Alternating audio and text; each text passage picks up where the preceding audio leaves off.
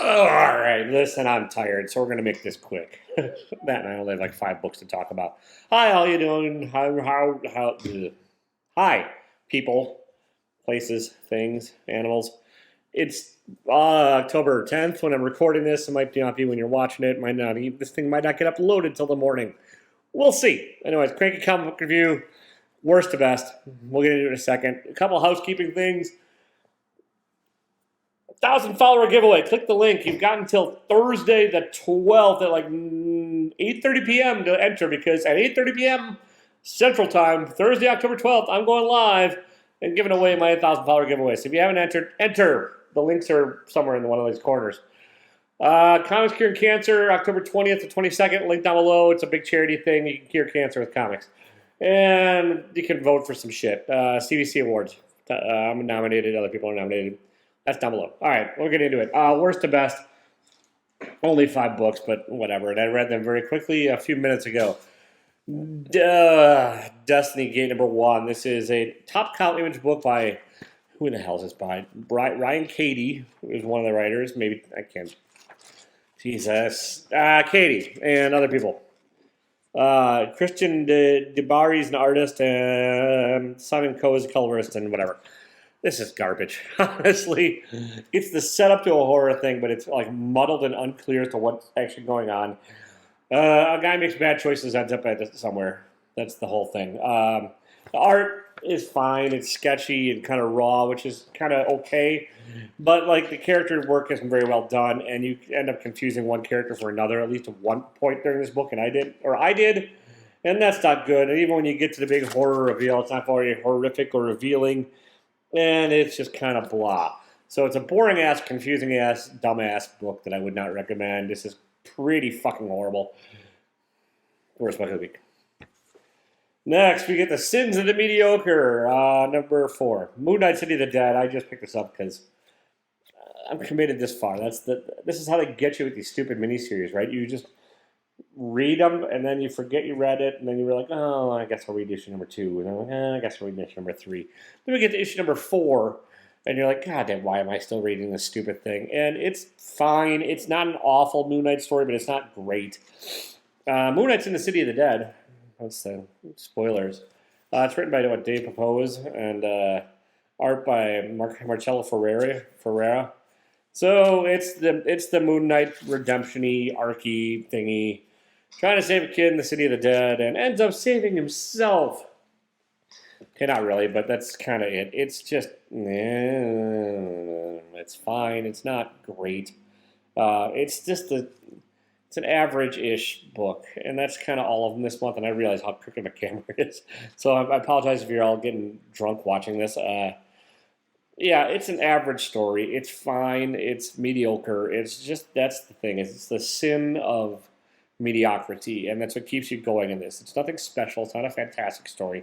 The art is not fantastic. It's middle ground. It's the epitome of a like sort of monthly thing. It's okay, but I think things should aim for being higher than okay, and this is not it. Like, it's just, it is what it is. I'm just assuming the next issue is the last. I didn't realize how long it was. I thought issue number 4 would be the end because it seems like issue 4 should be a good ending to a miniseries. I don't research. I did like the variant cover by whoever, so that was cool. But the story's nah, yeah. All right, better. But dear God, is it wordy. We have Wesley Dodds, The Sandman, number 1, written by, who the hell is it written by? Vendetti. And,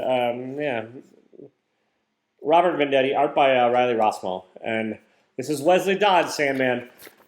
And Rossmo's art is okay. It's weirdly bright, and that's just a personal thing. And, like, the faces are fairly cartoony. Also a personal thing. I don't love it. And then you get the wonky panel design, where you're like, I don't know what the fuck is going on and what order to read some of this.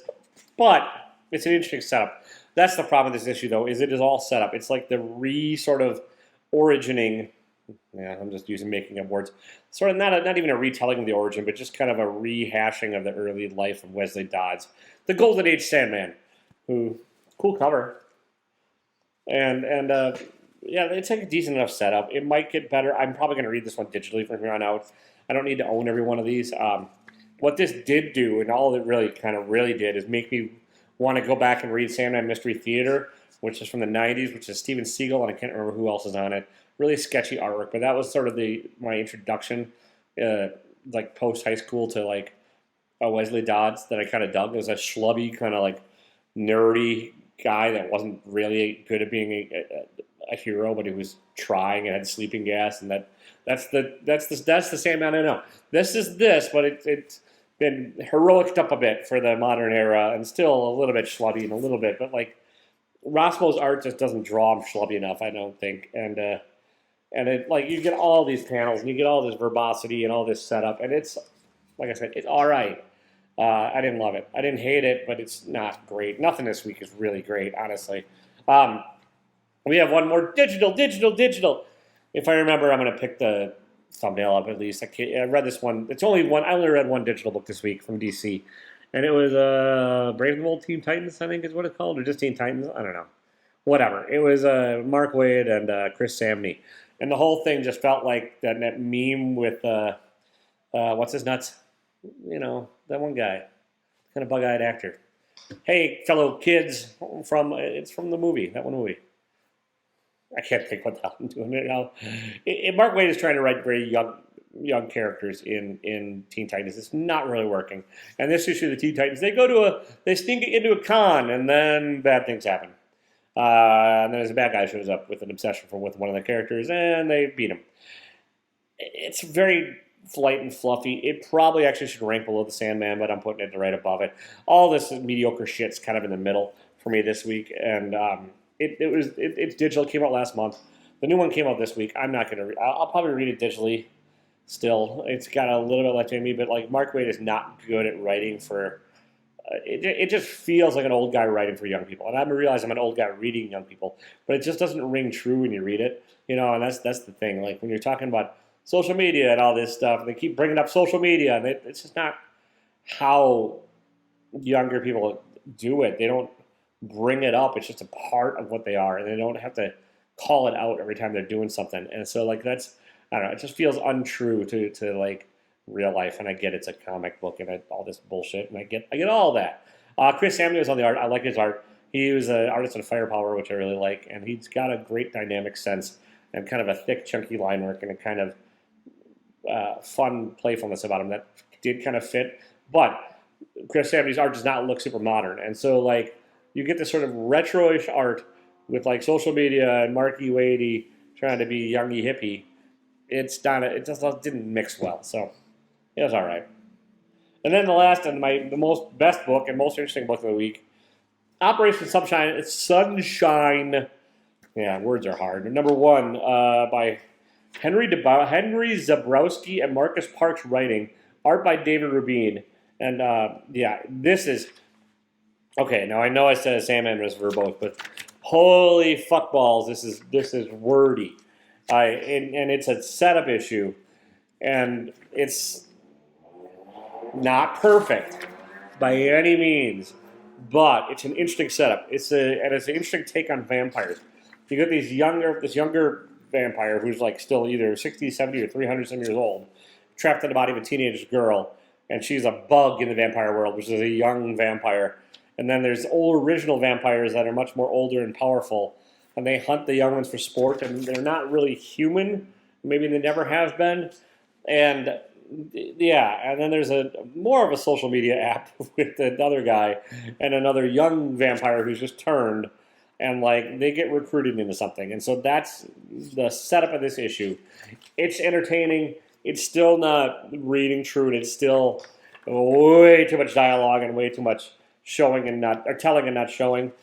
But it's the most interesting premise of the week, and I like the art by David Rubin, and so that's what's getting it to the top of the list.